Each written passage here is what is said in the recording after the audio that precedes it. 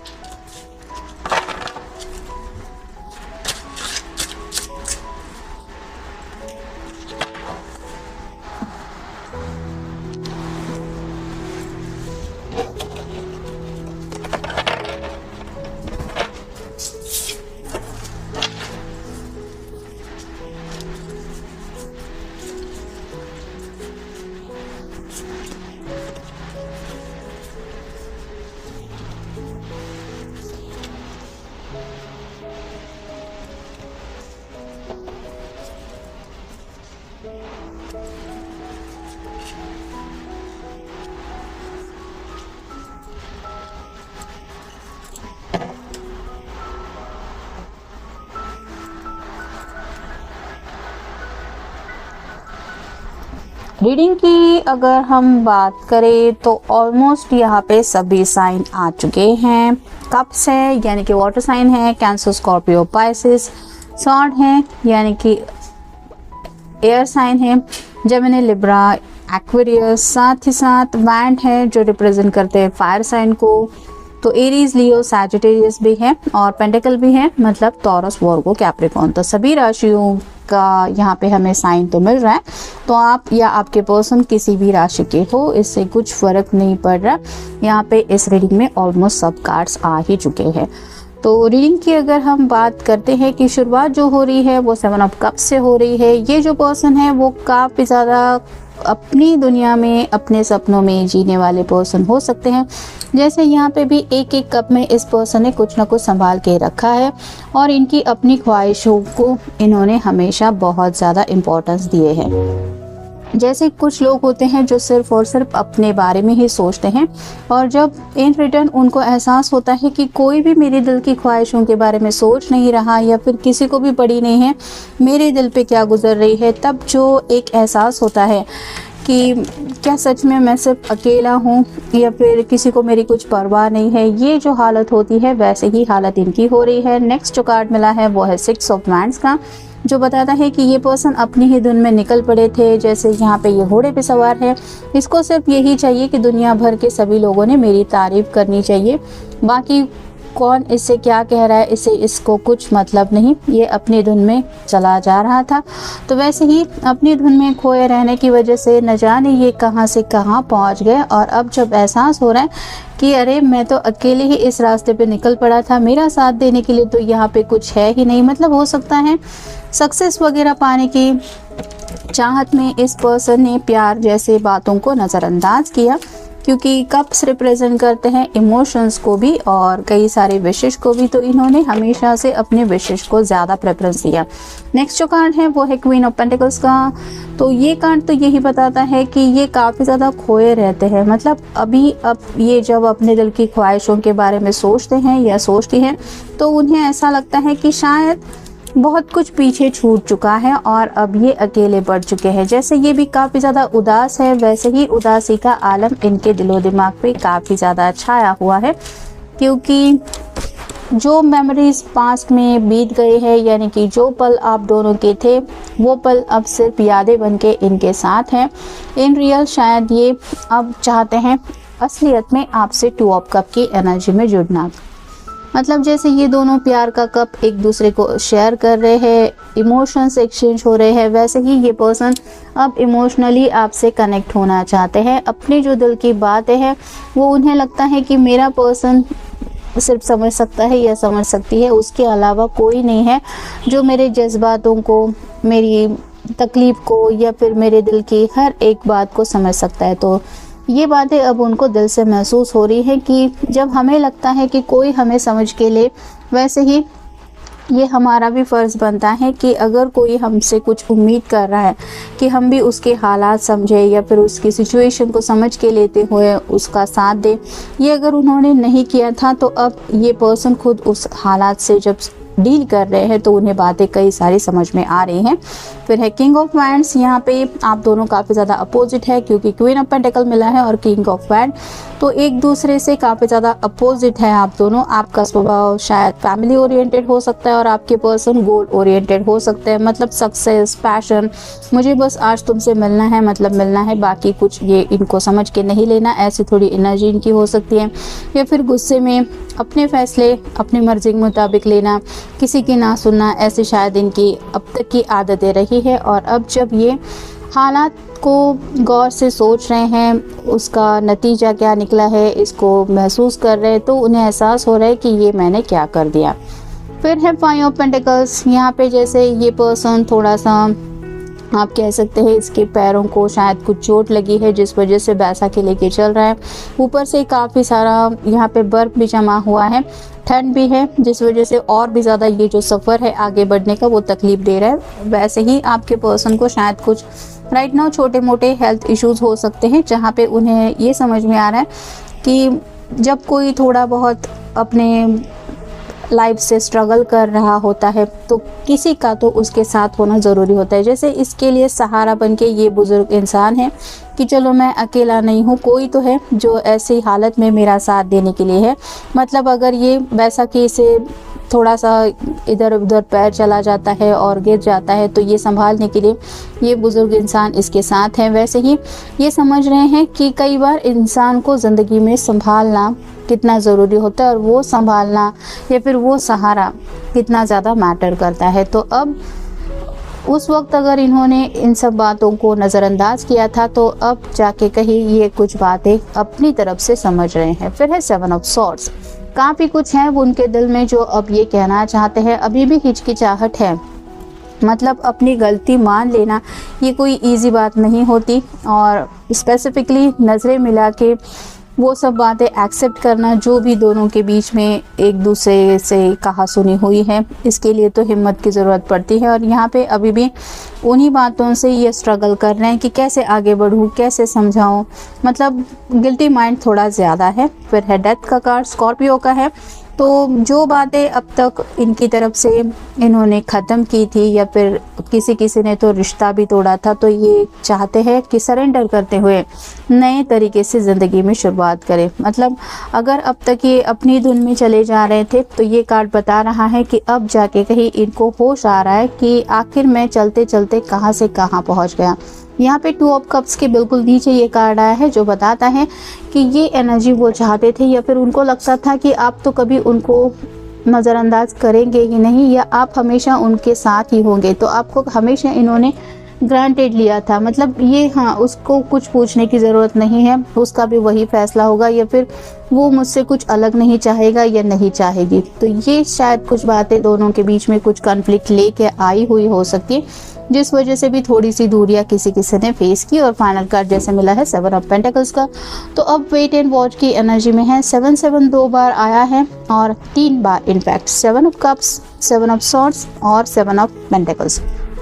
तो 777 आया है, आप गूगल सर्च करके भी देख सकते हैं एंजल आपको क्या बताना चाहते हैं, क्योंकि स्पेसिफिकली ये 7 नंबर जो होता है वो एंजलिक नंबर को गाइडेंस करता है। तो एंजल कहीं ना कहीं आपके पर्सन को कुछ ऐसी बातें समझाने में जुटे हुए हैं जिस वजह से आप कह सकते हैं कि उनकी थोड़ी सी अकल ठिकाने आ रही है। मतलब कई बार इंसान अपनी धुन में अपने ही एक ऐसे ऑरा में चलता रहता है कि उसको बाकी दुनिया का होश नहीं रहता, और यहाँ पे इस पर्सन का भी थोड़ा सा रवैया शायद ऐसा ही रहा है जिसका कहीं ना कहीं उनको थोड़ा नुकसान अब भुगतना पड़ रहा है। और ये भी इसलिए क्योंकि शायद उनकी अवेकनिंग करनी ज़रूरी है, उनको कुछ बातों का एहसास करवाना ज़रूरी है।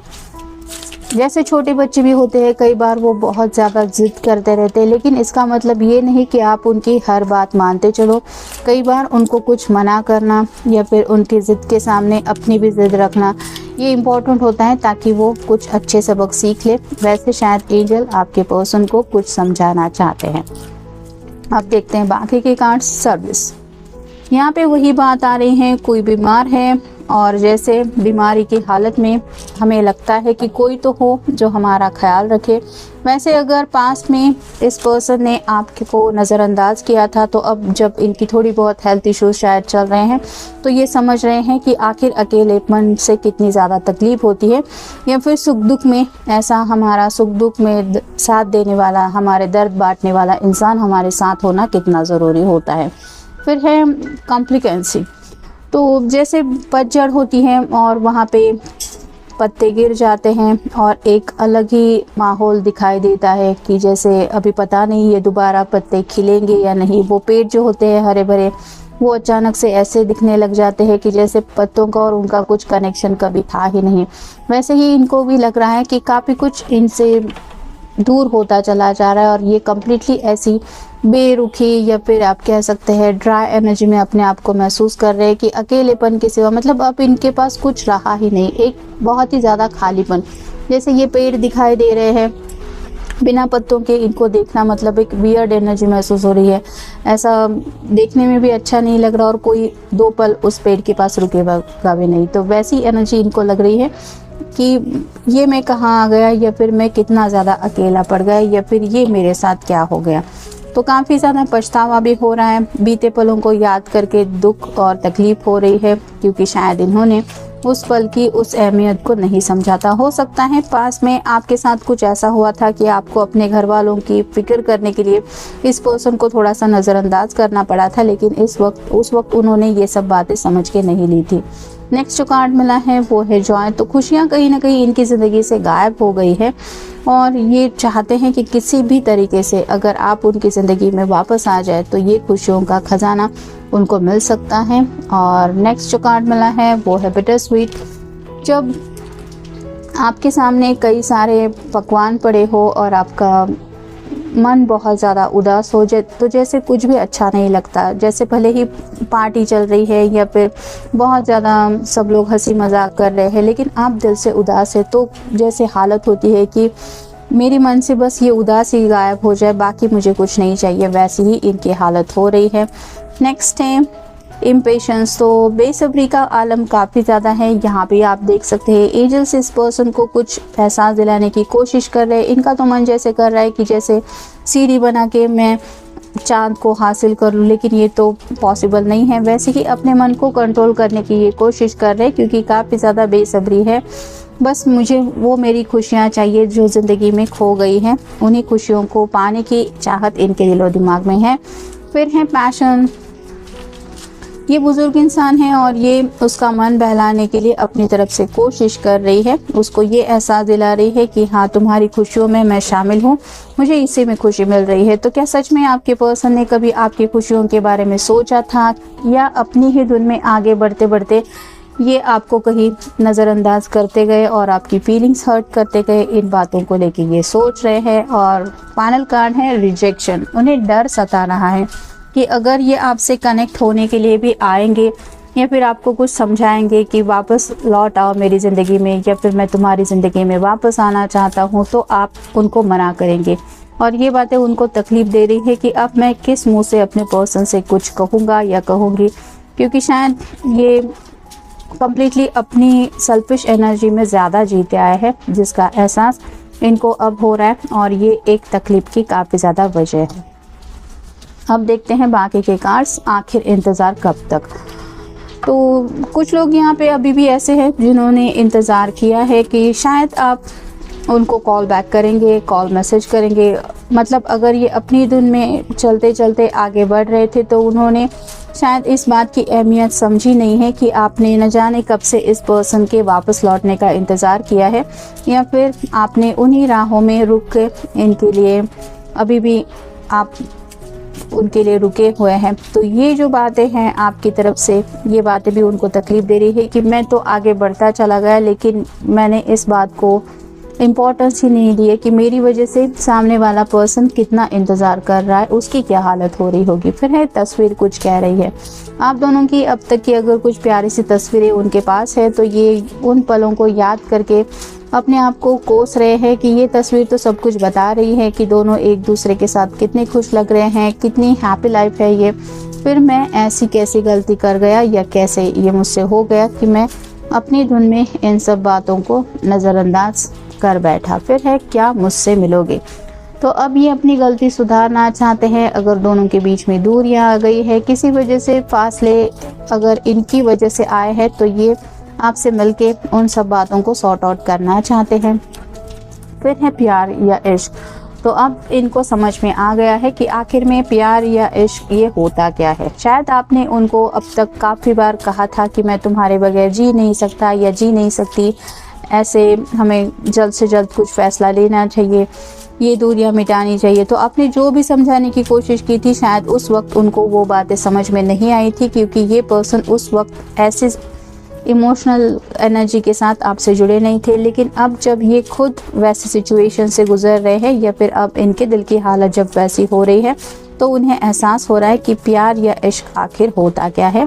और फाइनल कार्ड है तुमसे ही इश्क कर बैठा। तो अब ये पर्सन अपनी तरफ से इस प्यार का इकरार करना चाहते हैं। मतलब पास में अगर इन्होंने जाने अनजाने आपका दिल भी तोड़ा है, तो भी आज उन पलों को याद करके ये आपके प्यार में दोबारा पड़ गए हैं। ऐसा भी आप कह सकते हैं कि इन्हें लग रहा है कि ये आपके अलावा तो और किसी से प्यार कर ही नहीं सकते, ये तो पॉसिबल ही नहीं है।